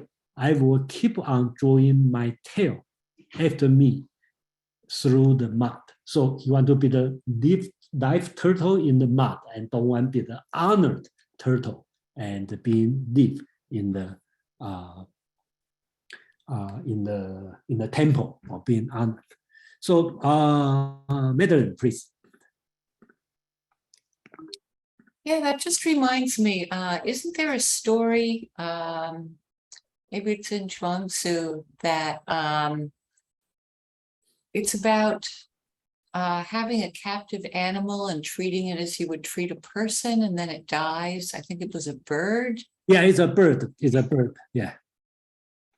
He talk about the chicken. I think he talked about the chicken. Okay, you will be happy to live in the cage with well-fed food, right? Or you want to be the wild chicken. You suffering. You have to walk 5 steps, just have 1 grain of rice, and the 10th step just have 1 sip of drink. Or you want to live in the cage and be well-fed. That's one of his stories. Actually, I was thinking of the one, I think they have some sort of captive animal in the court, might be a bird or something, and they treat it, or a fish, anyway, they treat it the way they would wish to be treated, and the animal dies because they haven't attended to its proper nature. I'm not sure this story, I may misread it or or something. I just, at this moment, I don't recall this story. I recall the chicken story. I recall the monkey being fed with nuts. Okay. I think I remember the story like a Cantu was used to sacrifice for the court as a very divine animal, and it was decorated lots of beautiful, some kind of beautiful clothes, something. But Zhuangzi say he would rather than be satisfied as a very divine animal than very free in the wild world. Maybe not quite sure. What kind of animal he's talking about, Sophie? Oh, it's a canto, a cow. Oh, a cow. Okay. I don't remember this one, I probably forget or didn't read it. I don't know. Yeah. But anyway, thank you very much. Yeah. So I'm going to draw to the conclusion, and then we can have a few minutes to discussion on this paper. And I'm pretty happy we finished on time. Thank you everyone to follow the rule, and we only have 1 bummer. That's pretty good. So I think the author want to back to the freedom, right? So I kind of summarize. He talking about the freedom. He talked about freedom, free from fearing death. Okay, let's talk about Mr. Sanghu, Mr. Lai. That's a nature process. Talk about freedom from the moral monopoly, right? That you don't follow the custom, and free from the social conformity, free from the political tyrant. You can free from luxury living. Okay, like you don't want you want keep as a turtle in the mud, free from the preoccupation. Okay, fasting of your mind. Okay, you be genuine. Okay, be genuine and be free in mind. Just like your mind should be free, and then nurture life by finding the path of this resistance, like Cook did. So I think that's the author want to talk about the personal freedom, and back to probably some people like Alex read the article. Zhuangzi is talking about Zhuangzi's antipathy toward the moral monopoly, social conformity, and political tyranny is evident through the text. He saw that's I copy from the author, the conclusion part. He saw the salvation in the personal realm and imagined the space of freedom, radically different and separate from social political domain. A Zhuangist can roam freely both outside and inside the life world, equipped with Tao-attuned heart mind, which is I think Xin, okay, here translated as heart mind, and aided by extraordinary discernment and skill. Unfortunately, for most of the people who do not possess a discerning heart mind or exceptional skill, such coveted personal space would simply be unavailable or inaccessible. This point to the limitation of Zhuangzi's imagination of personal freedom, especially in relation to the state. So I think here probably the Alex is talking about, right? About the you need some skill to do that. Sophie, just you have any comment, please? I just want to know, this English translated book, who is the translator, if I can?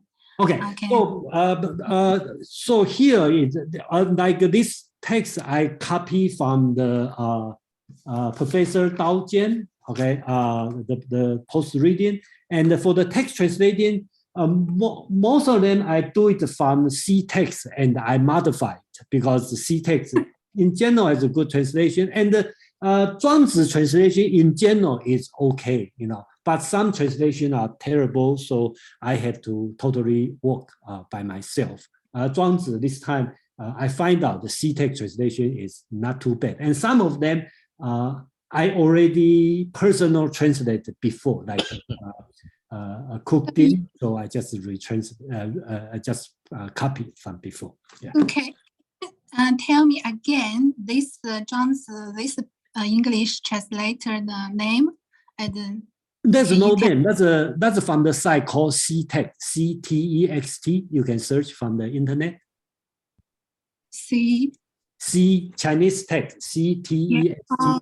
Yeah. Okay. So you just search CText, then you will see the they have most of many Chinese antique writing, and some with translation, some without. For example, 道德经, Confucius translation is terrible, okay, in my opinion, okay.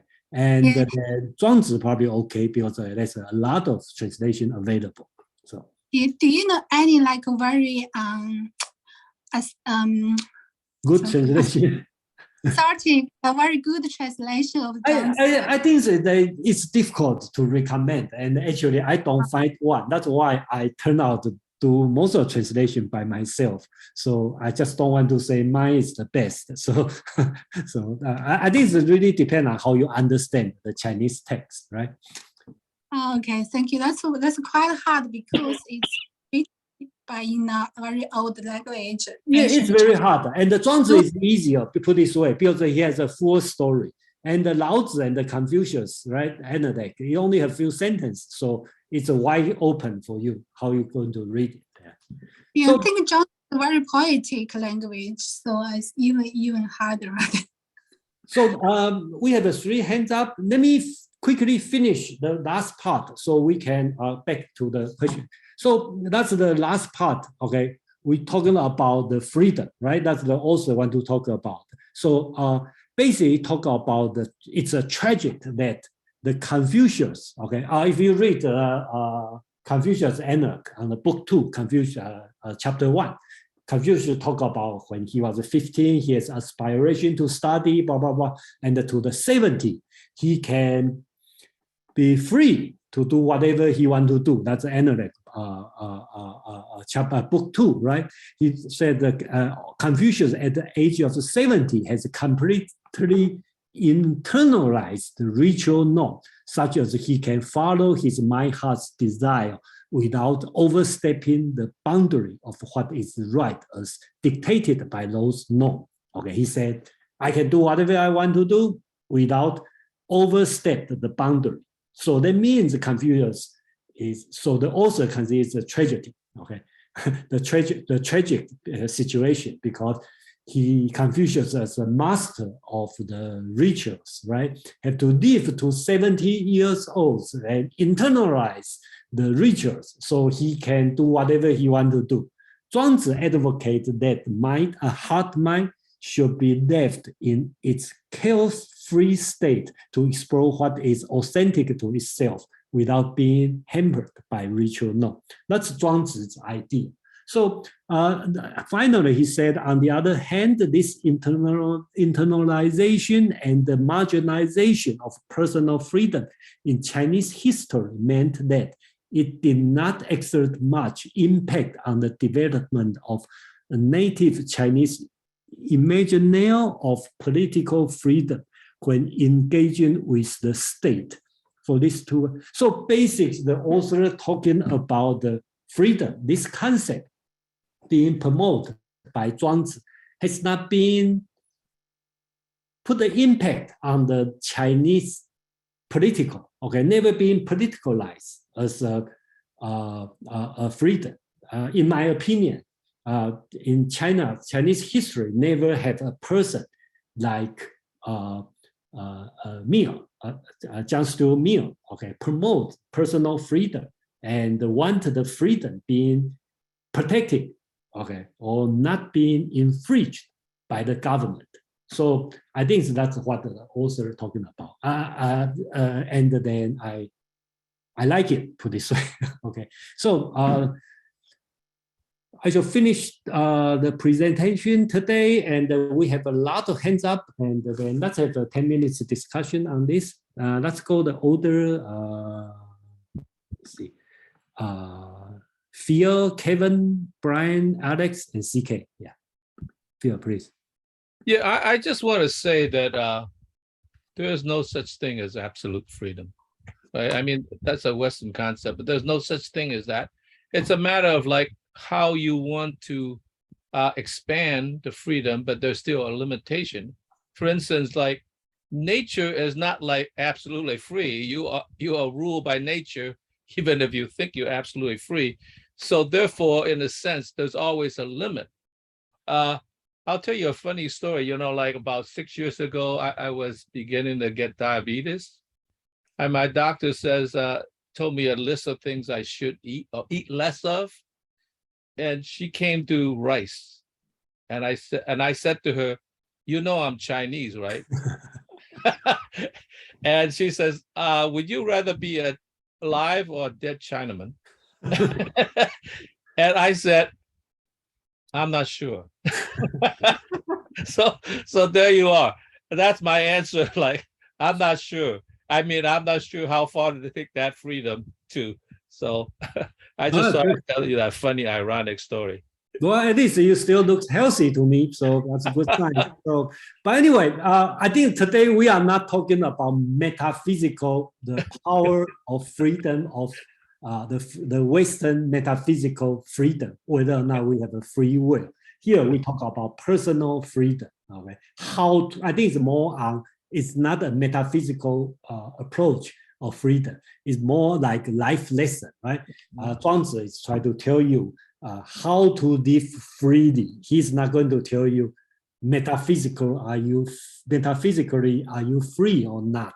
I think he's not talking about this subject. Yeah. But I got your point. Thank you for sharing, and then keep healthy. So thank you. Kevin, please. Thank you. I would compare two Fable story. One is today you shared frog in the well.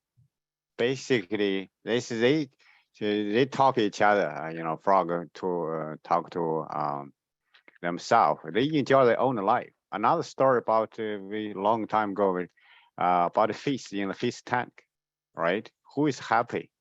So fish thing you may see. From our third eyes, the third person talk about okay, like Confucius' life or other people's life is not good, so they doing this way better. However, if you're fishing in the fish tank, they enjoy themselves. Frog in the well, they enjoy themselves too. Thank you. Yeah, probably both are free. I think so many ways to interpret. Yeah, one thing we didn't talk about is the first chapter in Zhuangzi, right? The happy excursion, right? The small birds and the big birds, both are considered free. Yeah. Brian or Penny, please. Yeah, I just had a quick question on the previous slide when you were talking about like the discerning heart mind, then you used Yeah. a Chinese term. What was Okay. that term? Yeah. The term is xin, okay? Literally means heart, but the common joke is Chinese use heart to think, okay? So that's why a lot of the scholar will use heart mind, okay, instead of heart, because literally that word means heart, okay? This word, right? Okay. Okay, because literally means heart, but when Chinese say heart, that means thinking. So when your kids are not focused, we will say, where is your heart? It's not your mind. Okay, so. Okay, Alex, Alex, please. Yeah. First of all, kind of talk about freedom in Zhuangzi, especially the 逍遥游, quote unquote, the happy journey. Actually, that is not a very correct translation. The happy journey really means that in your life, in whatever you encounter, you are able to transcend the situations, whatever you encounter, and that you'll be able to free yourself from, the troubles, the issues that you have, and therefore to achieve a happy journey. The title itself really emphasis on the journey.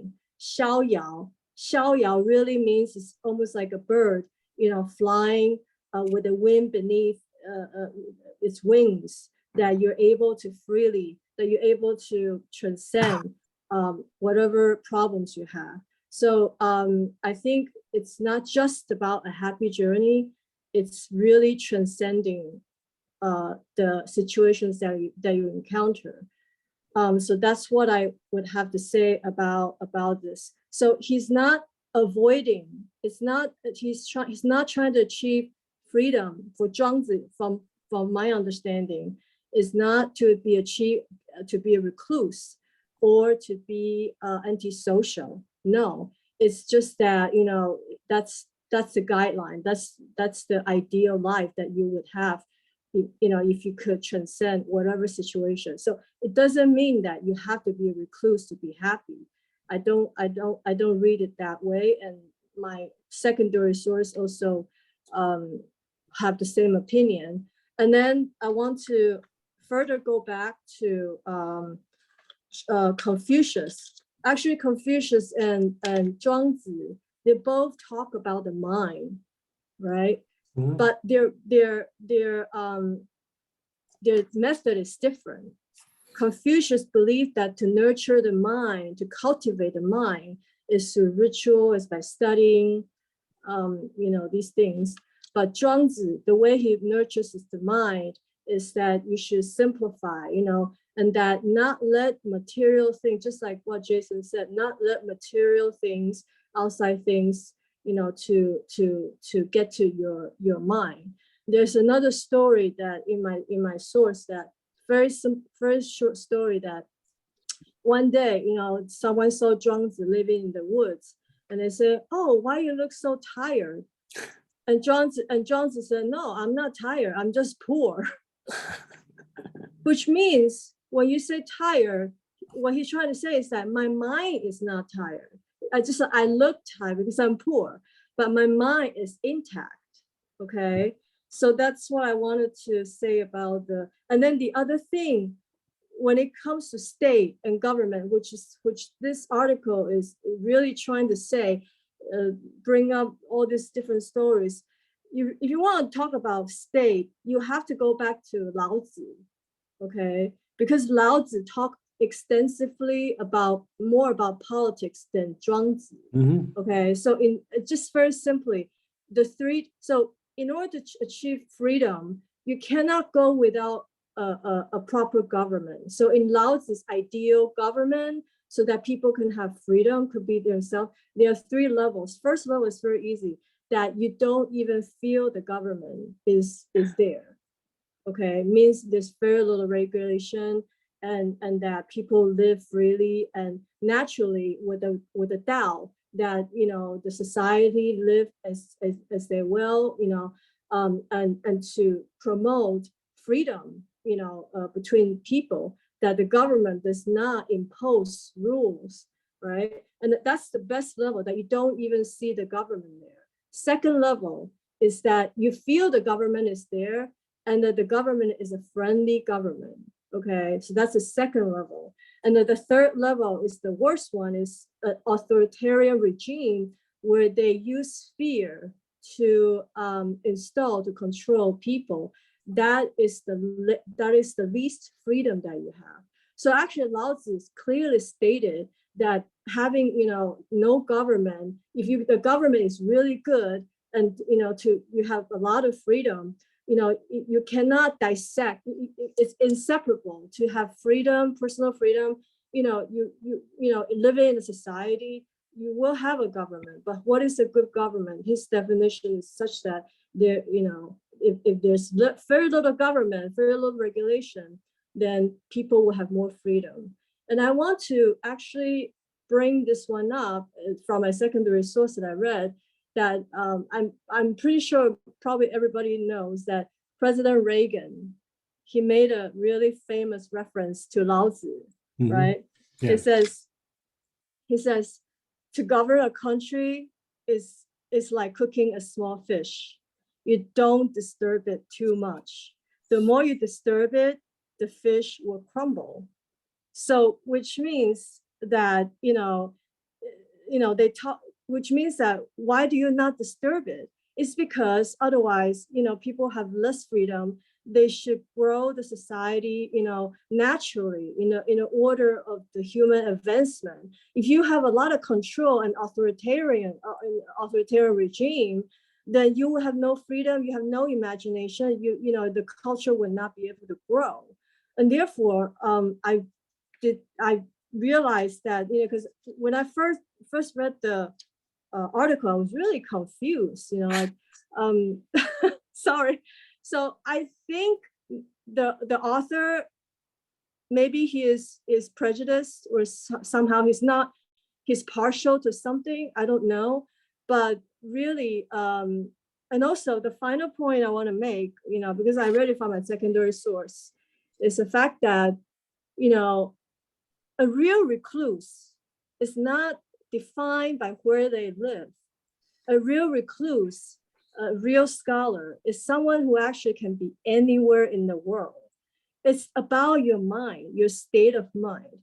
If you keep your state of mind, then no matter where you go, there's a lot of, you know, stories like a hidden sage or hidden very smart person who might not be in government, but, you know, they don't have to be a recluse. They could live in a city.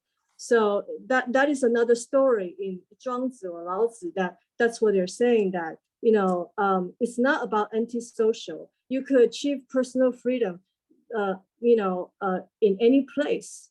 That is possible. And that, you know, the author's summary, that Zhuangzi is cannot, you know, what's the word? I'm sorry. That he, I'm sorry. The Zhuangzi's imaginary personal freedom can be integrated into the Chinese concept of state remains a daunting challenge for contemporary. So this is the biggest one that I'm confused about, because you have to think Zhuangzi, that's almost 3,000 years ago, right? During his time, there is a reason for him to say, okay, maybe being a recluse is better, because a lot of people got killed, right? It was the Warring States period. You know, so that's why, you know, where he's coming from during that time, preserving yourself is probably the number one, you know, like just being safe, because if you die, then there's nothing. So preserving yourself, then you can talk about, okay, freedom. We can talk about how to journey through this life, you know, how to deal with issues when it arise. So yeah, that's what okay. Thank you, Alex. I think I think we read the last sentence totally different. You read the last sentence as the author criticized Zhuangzi. I read the last sentence as the author criticized all Chinese philosophers, because nobody tried to fix the government. So yes, and actually, there's a lot of famous scholars, politicians, Chinese ancient, in the olden days, and they're all Zhuangzi. Inside, they're all Zhuangzi, even though they practice Confucianism in the government. But actually, they're inside their mind. They're Zhuangzi. okay, so let's move on. Thank you very much. And then one thing I'd like to quick talk about, you talk about Xiao Yao Yu, and we don't have the answer this time, but next time we can talk about this. I do think this word Xiao Yao, these two words probably means, better translation means freedom. Okay, so in the ancient Chinese, there's no word for freedom or free, this word. So Xiao Yao could be the good represent for the free, so. Can I just say something about that? I'm so Yeah, sorry. please. Yeah, quickly. Yeah, you could but if you read the story, right? The first line, a huge fish transforms itself into a huge bird after a long time. Okay, that is the thing transformed. So without that transformation, he doesn't have the freedom to be a bird, so he can fly. So I still believe that it's not really freedom. I believe that it's transformation, it's transcendental. Transcendental. Okay. All right. Let's keep this in mind. Then we talk about next time. CK, please. Thank you for waiting. Yeah. No worries. I was thinking along the lines that Alex and you just described. I mean, I think Zhuangzi's freedom is shared by many philosophers, East and West. Like what comes to my mind is the German philosopher Immanuel Kant in his critique of pure reason, where I'm paraphrasing him because I read this a very, very long time ago and it was written in very difficult language. It's like freedom, if not carefully circumscribed, will lead to contradictions, resulting in oppression. Like he had in mind the effects of the French Revolution, where you have the French Revolutionary Army going around Europe, ostensibly liberating other European peoples, while really enslaving them under the French tricolor, because now France became the overlord of all these peoples, including the Germans, which Immanuel Kant was amongst the German philosophers that have observed the impact. And another famous philosopher was Hegel. So Kant and Hegel, I mean, especially Kant here, they took a turn whereby for the French philosophers, it was more outward, an expression of their outward freedom to do things in their environment, in their immediate vicinity, in the outside world. For Kant and the German philosophers, or many of the German philosophers, is more internalizing the freedom. So German philosophy, in a way, went inwards. It began to be more reflective of one's own inner sanctum, which also, in some ways, some could argue that it led to the creation or the acceptance of the German unification by Prussia, a militaristic state, where personal freedom was not very much valued because they already set the groundwork for it by looking inwards rather than outwards for the freedom. In a way, the Chinese accommodation to this political reality whereby there is not much one could do as a philosopher or as a thinker or as an intellectual, unless one is enlisted into the service of government or in a position of power to influence or to effect changes, is to retreat into oneself and to live one's life accordingly. And you can still have a good life without having that great an impact on your society. If you could have the chance to have an impact on society, so much the better. And of course, that's the Confucian model. You want to first cultivate yourself, and then you straighten up your family, and then you went out to govern the state, and then hopefully you bring peace to all under heaven. but not everybody has the chance to do that. And if you don't have that, then at least you cultivate your inner freedom, which in some ways goes to explain why many Chinese intellectuals and Chinese scholars are very resilient, even under the most challenging of circumstances. I mean, I could think of cases like during the Cultural Revolution, where many of the Chinese scholars or intellectuals were purged and were put under severe duress. But many of them, although some of them did commit suicide and had a really tough time, many of them emerged more or less intact. I think this way of cultivating their inner freedom did help them in a sense, because they were able to have a great inner strength in spite of all the external stresses being put on them, which in a way it goes back to this sort of philosophical tradition. Yeah. All right, thank you. Okay, Phil and Sophie, please. Yeah, just a brief comment, because what Alex said reminded me of this story. I don't know this story well enough, but just enough to say it. You know, when Alexander the Great, everybody knew Alexander the Great, right? He apparently met Diogenes. He sought him out, and he went to his home. It was a ramshack, poor guy, and he took his lieutenants with him, and he told them, you know, after talking for him a while, he says, if I can't be me, I would like to be this guy. Right, which is like quite a compliment, right? And he said, because I'm pursuing my project and he's pursuing his, you know, to the best of his abilities.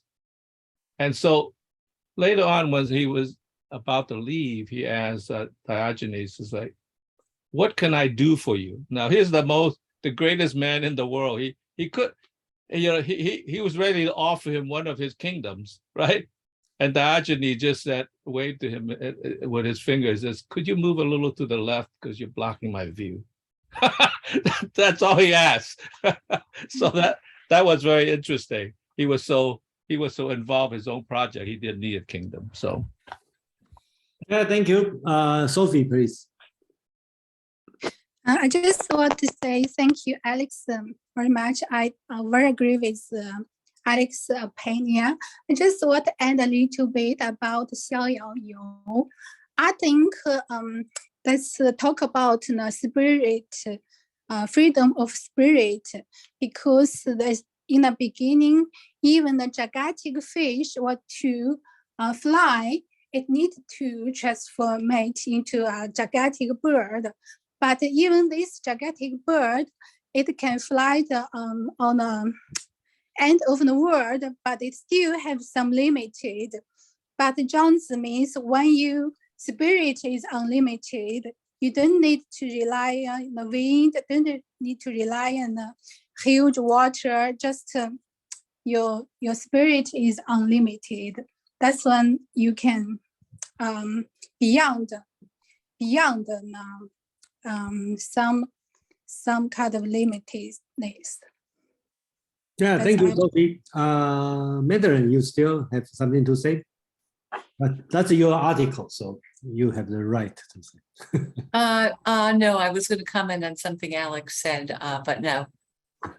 So nothing? Okay, so I just want to remind everyone, we have the 3 sections talking about the freedom, okay, if you recall, okay. So I like to make the point here, same as the author, because when Madeline sent this one to me, I really feel that's the right thing, because in the last time we talked about the 7 sages of the bamboo grove, that's the chance can have a movement, freedom movement in China, but it didn't happen. Okay, so that's why I think these 3, and that's just my question, and I like to think about it, you know, because that's the chance of freedom. But freedom really a hard word in the Asian culture, not only China, in all Asian culture. Yeah, so. Okay, but anyway, thank you everyone. And the next week we will talk.